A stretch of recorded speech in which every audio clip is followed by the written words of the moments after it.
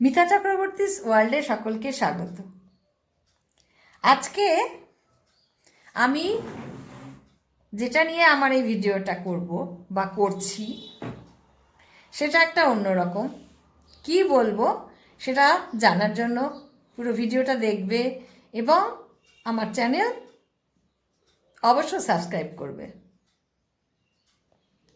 আজকে বলবো একটা স্বাধীন জীবনের গল্প। কাউকে আটকে রাখলে তার স্বাধীনতা থাকে না, তাকে মুক্ত করে দিলে তার স্বাধীন জীবন। সেটাই একটা গল্প বলবো এবং এটা একটা সত্যি গল্প, বাস্তব এবং সত্যি গল্প। এর মধ্যে কিন্তু কোনো কাহিনী মানে মন গড়া কোনো কথা বা গল্প কিন্তু নেই। এটা একটা পাখির গল্প। একটা টিয়া পাখি ছিল আমার পরিচিত এক আত্মীয়র বাড়িতে। তাকে খাঁচায় রাখা থাকতো।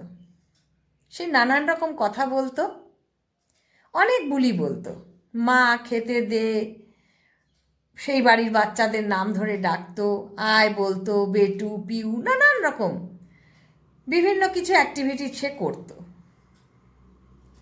তার সাথে ছিল বাড়িতে কোনো পুরুষ মানুষ, সেটা সেই বাড়ির পুরুষ মানুষ হলেও, যে বাড়িতে পাখিটা খাঁচায় থাকতো সেই বাড়ির পুরুষ মানুষ হলেও ও করতো কি, একদম পছন্দ করতো না পুরুষ মানুষদের। পুরুষ মানুষ সেই ছেলে বা সেই লোক বা যাই হোক, সে ওর সামনে আসলেই ও পেছন ফিরে যেত, সামনে থাকতো না, সামনে ফিরে বসতো না, পেছন ফিরে ঘুরে যেত। সেই পুরুষ মানুষ চলে গেলে আবার সেটা সামনে হতো। এই পাখিটার ভিডিও আমার চ্যানেলে আছে, কথা বলা পাখি, তোমরা দেখো। আমি নিচে লিংক দিয়ে দেব যে পুরুষ মানুষ দেখলে কিভাবে একটা পাখি তার রিয়াকশান জানায়, সে পিছন ঘুরে যায়। এটা একটা অদ্ভুত জিনিস, আচরণ। সেটা বাড়ির পুরুষ মানুষই হোক কিংবা বাইরের পুরুষ মানুষ, যে কোনো কিছুতেই সে একদম পছন্দ করতো না। এইভাবে পাখিটা অনেক বছর ছিল, 10-12 বছর, প্রায় 12 বছরই ছিল পাখিটা। তো থাকার পর একদিন বাড়ির মালিকের ইচ্ছা হলো যে এতদিন ও বন্দি হয়ে রয়েছে, ওকে আমার মুক্ত করে দেওয়া উচিত। বন্দি জীবন কারোরই তো ভালো লাগে না, ওকে মুক্ত করে দিই। কারণ একটা পাখি কত বছরই আর বাঁচবে, সুতরাং শেষ জীবনটা ও মুক্ত জীবন হিসেবে কাটাক। এই বলে বাড়ির মালিক ছাদে খাঁচাটাকে নিয়ে গেল এবং সেই খাঁচাটা দরজাটা খুলে দিয়ে পাখিটাকে ডাকতে লাগলো, আয় আয়। পাখিটার নাম গোপী। গোপী আয়, গোপী আয়। গোপী কিন্তু খাঁচার বাইরে আসছে না। তখন বাড়ির মালিক ভাবলো হয়তো পাখা ভারী হয়ে গেছে, পাখিটা আর উড়ে যেতে পারবে না। যাই হোক, দেখা যাক কি করে। এই করে আবারও ডাকলো, গোপী আয়, আজ তোকে আমি মুক্ত করে দেব। তখন কিন্তু পাখিটা কি বুঝলো সেটা সেই পাখিই জানে। ও কিন্তু বাইরে বেরিয়ে এলো, খাঁচার বাইরে বেরিয়ে এলো দরজাটা দিয়ে। এবং যখন আবার সেই বাড়ির মালকিন বলল যে যা, তোকে মুক্ত করে দিলাম, পাখি কিন্তু উড়ে চলে গেল দূরের গাছে। অদ্ভুত জিনিস, একটা দেখার মতন। ওরা তো ভাবলো তাহলে তো পাখিটার পাখা ভারী হয়নি, যে সবাই জানি আমরা পাখি দীর্ঘদিন খাঁচায় থাকলে পাখা ভারী হয়ে যায়, উড়তে পারে না। একদম ঠিক কথা নয়, চোখের সামনে দেখা জিনিস। পাখি উড়ে চলে গেল। যাই হোক, বাড়ির মানুষের তো মনটা একটু খারাপ হবেই, একটা পাখি এত বছর ধরে আছে।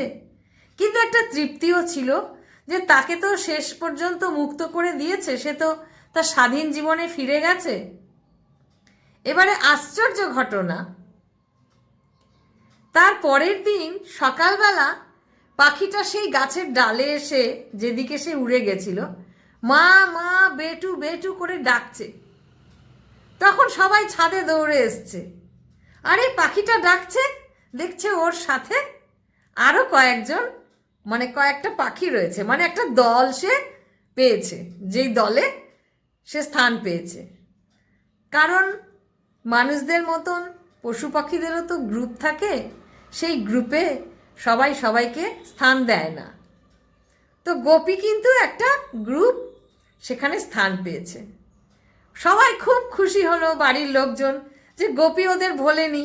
পাখিদের বলে খায় দায় পাখিটি আর বনের দিকে আঁখিটি, কিন্তু পাখি বনে গিয়েও ফিরে এসে আবার ডাকছে তার পুরনো মালকিনকে। এইভাবে ক্রমাগত দীর্ঘ কয়েকদিন ধরে সেই পাখি কিন্তু আসছে, এসে এসে সকালে ডাকে, তারা বেরোয়, তাদের দেখে আবার পাখি সেই দল নিয়ে চলে যায়।